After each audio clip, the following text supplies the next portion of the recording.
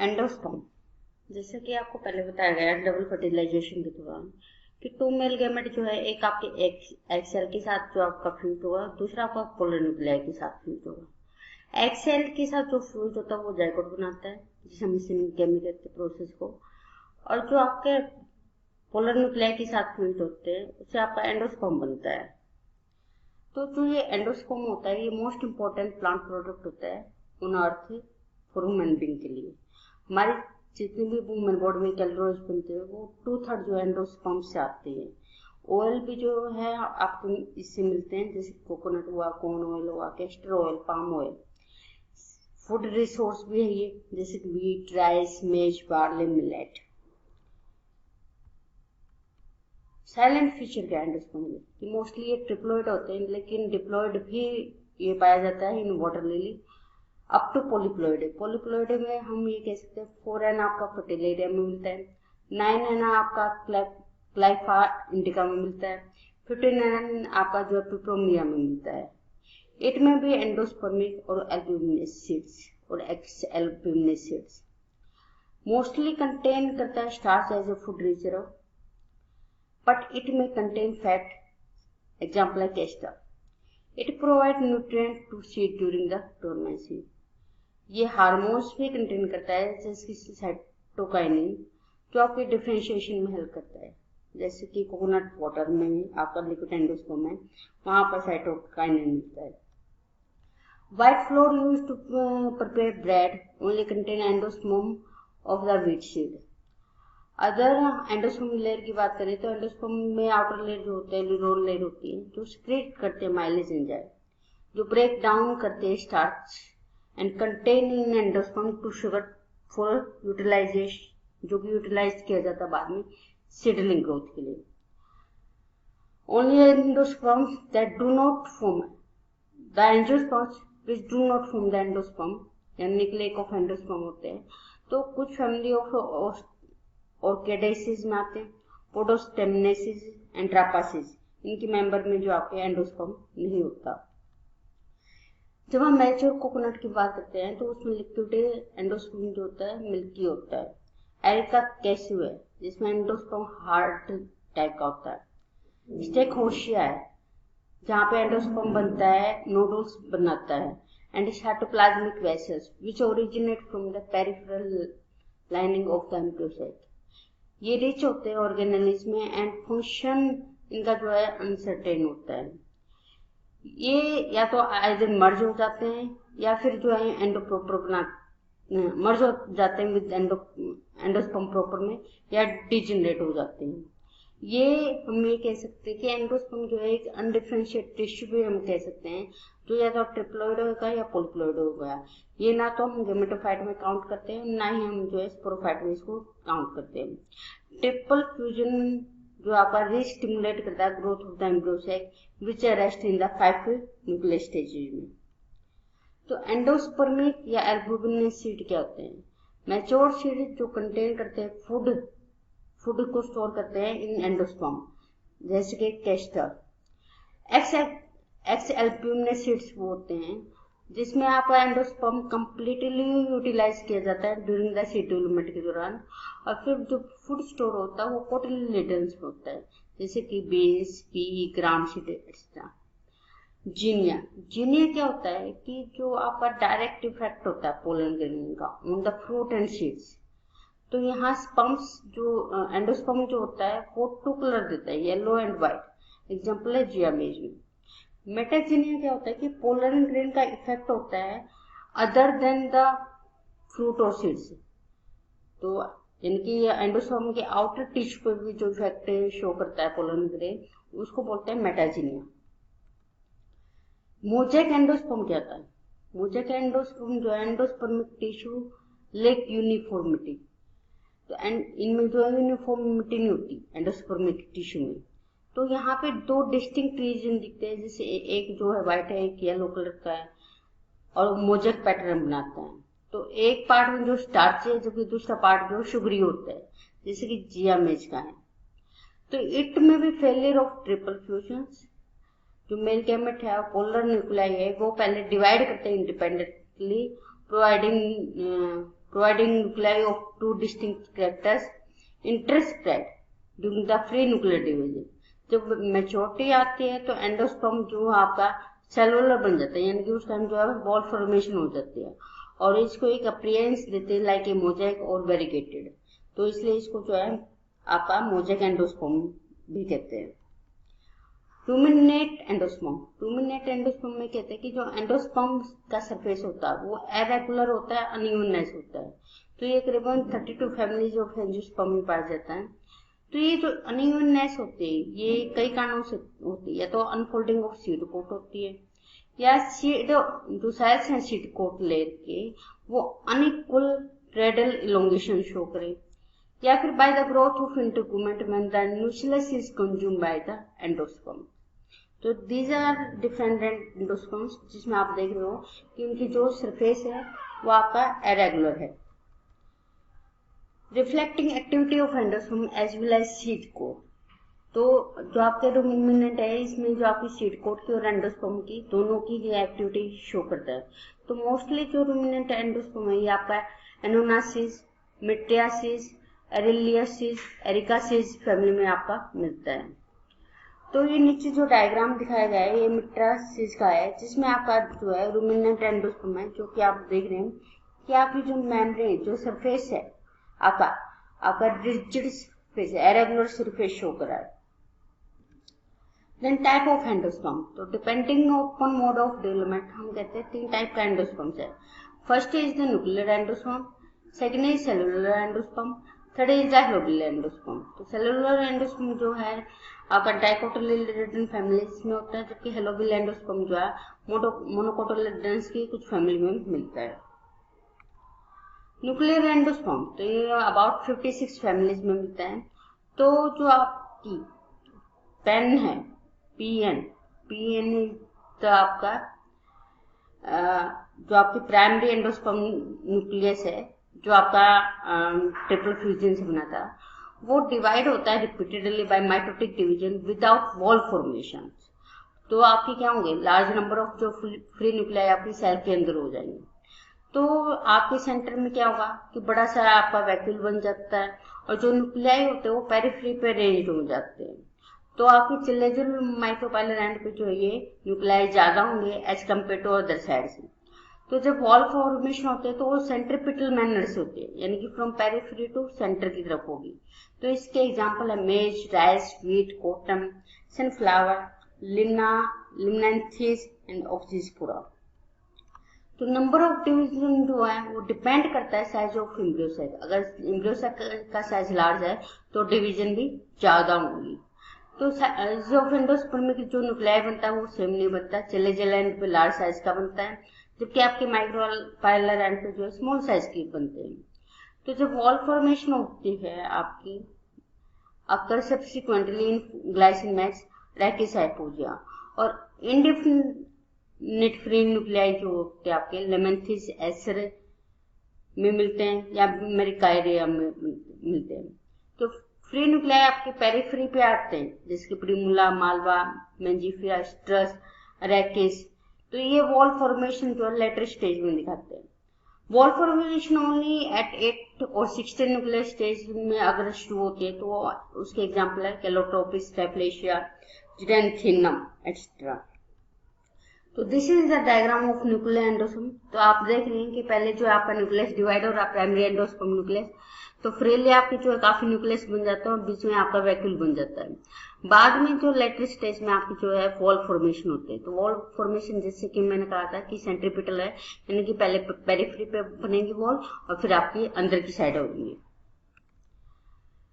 हम कोकोनट की जब बात करते हैं तो कोकोनट में जो सेल वॉल फॉर्मेशन होता है वो इनकम्प्लीट होती है, जिसके कारण आउटर मल्टीसेलुलर जो सॉलिड एंडोस्पर्म है और इनर जो मल्टीन्यूक्लियर लिक्विड एंडोस्पर्म की फॉर्मेशन होते हैं। तो लिक्विड सिस्टम, तो एम्ब्रियो से जब मिल्की और वाटर मिल्की एंडोस्पर्म जिसमें काफी फ्री न्यूक्लियाई होते हैं और मल्टीन्यूक्लियर सेल्स बनती हैं, तो उसको बोलते हैं लिक्विड सिंथियम। कोकोनट मीट, तो ये कहता है कि पेरिफेरी पे जो एक्यूमुलेशन हो जाती है तो जो टिश्यू बनता है उसको बोलते हैं हम coconut meat. In Lumentia, besides the main chelagil hystoria, numerous single-celled finger-shaped projections are present all over the endosperm. This increases the absorption area for the endosperm.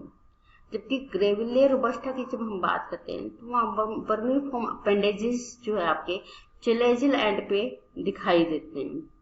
तो ये जो चिलेजिल एंड पे एंडोस्पर्म की जो होती है यहाँ पे काफी फ्री न्यूक्लियाई होते हैं और ये थोड़े से जो आपके ट्यूब फॉर्म में दिखाई देते हैं। ठीक है, तो ये जो ट्यूब फॉर्म में दिखाई देते हैं आपके चिलेजिल एंड पे कोइनोस्टिक सेल्स, तो इसको बोलते हैं ट्यूबुलर होस्टिया हिस्टोरिया। सेकेंड आप आता है सेलुलर एंडोस्पर्म। तो सेलुलर एंडोस्पर्म कॉमन नहीं है, करीबन 25% फैमिली में मिलता है। तो यहाँ पे जो फ्री न्यूक्लियर डिविजन है वो कम्प्लीटली एब्सेंट होता है, यानी कि आपका जब पैन यानी कि प्राइमरी एंडोस्पर्म न्यूक्लियर जो है आपका जब डिवाइड होता है तो साथ ही साथ आपकी वॉल फॉर्मेशन भी शुरू हो जाती है। तो इसमें जब ट्रांसफर पहली जो है ट्रांसफर डिवीजन होती है तो ये मोर वेरिएट करती है as compare to nuclear endosperm. इसमें जो हिस्टोरिया बनता है वो कॉमन है, तो मतलब कि हिस्टोरिया काफी बनता है इसमें। तो ये डाइकोट में कॉमन होता है, पेटोनिया, बाल्सम, दतूरा। हिस्टोरिया जो होता है में भी माइक्रोपाइलर और चिलेजिल और सेम प्लांट पे दोनों भी हो सकते हैं। हिस्टोरिया जो बनता है वो बिफोर फर्टिलाइजेशन बनता है with the transverse division form micropylar chamber and chalazal chamber. उसी के बेस पे हम कहते हैं कि आपका जो है माइक्रोपाइलर हिस्टोरिया है या चिलेजिल हिस्टोरिया। तो this is the diagram of cellular endosperm. तो जैसे कि मैंने दो कैरेक्टरिस्टिक्स बताई। पहले कैरेक्टरिस्टिक्स की इसमें फ्री न्यूक्लियर डिवीजन एब्सेंट होती है, यानी कि आपकी डिविजन्स जो आपकी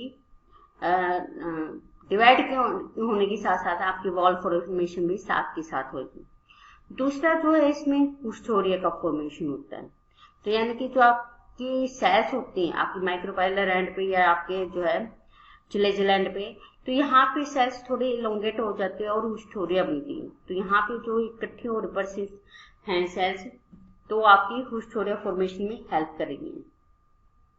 तो यहाँ पे जो आपकी डिवाइड हो रही है सेल्स, साथ के साथ आपकी वॉल फॉर्मेशन हो रही है।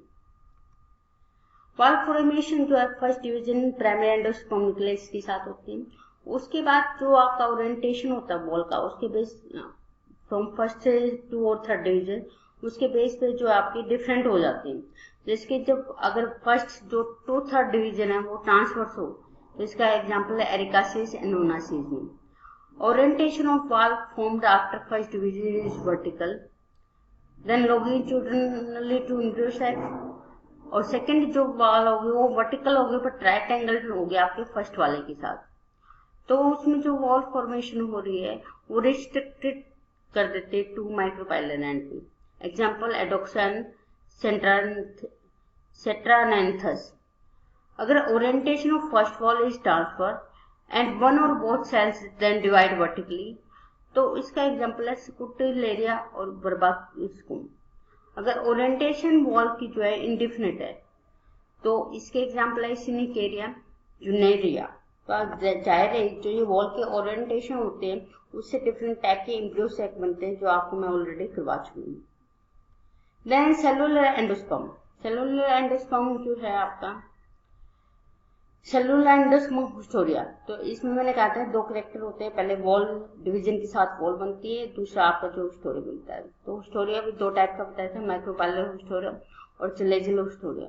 तो माइक्रोपाइलर हिस्टोरिया जो है पेशेंस, टोलिस, वेरोनिका एंड हाइड्रोस्ट्रम में मिल रहा है। एंडोस्पर्म इसमें प्रॉपर बनता है जो ड्राइव होता है from micropylar chamber only. Chalazal haustoria जो है आयोडीना रोम्बिफोलिया मैग्नोलिया में मिलता है। इसमें जो आपका चिलेजिल चैम्बर है वो as a aggressive uninucleate haustoria की तरह काम करता है। हिस्टोरिया अगर दोनों उस पे है यानी कि माइक्रोपाइलर और चिलेजिल है तो निमोफिया इसका एग्जाम्पल है। एकेंथासिस फैमिली में आल्सो मिलता है ये।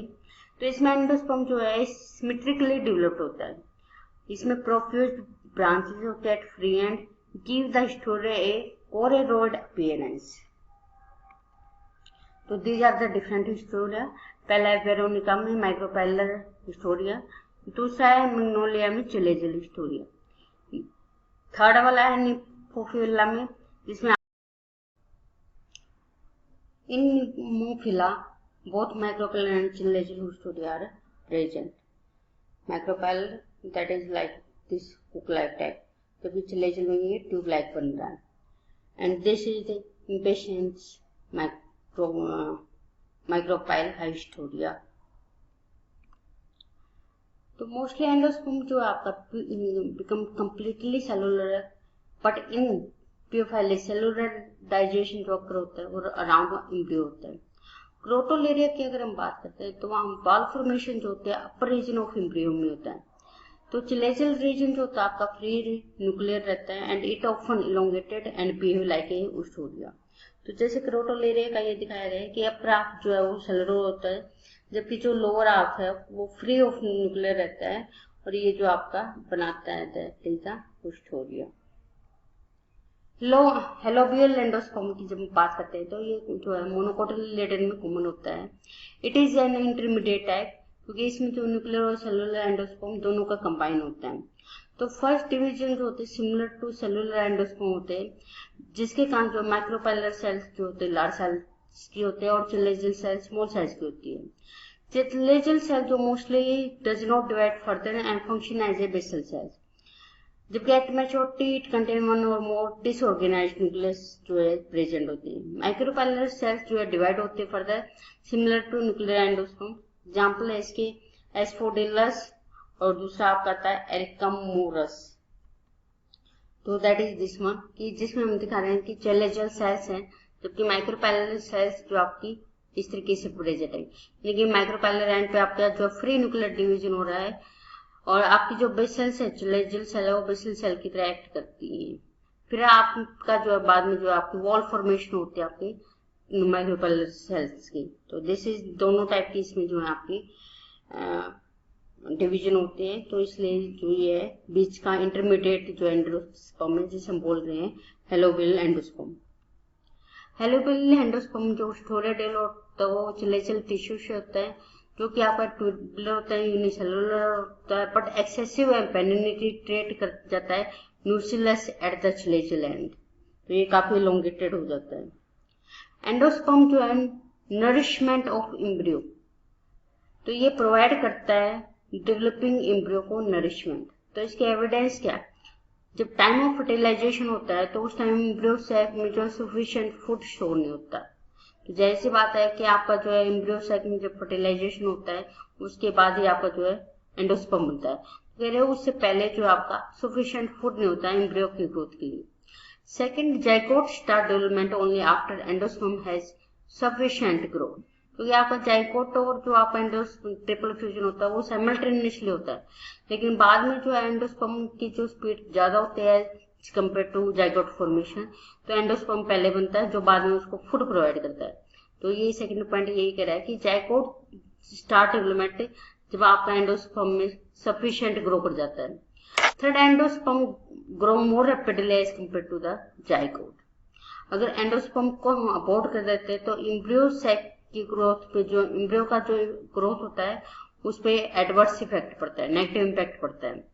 ड्यूरिंग ग्रोथ जब हम बात करते हैं तो एम्ब्रियो जो है डिप्लीट हो जाता है, डिप्लीट कर देता है सराउंडिंग सेल्स ऑफ एंडोस्पर्म. ये प्रूव करता है कि एंडोस्पर्म की सेल्स जो है यूटिलाइज कर रहा है आपका ग्रोथ ऑफ एम्ब्रियो.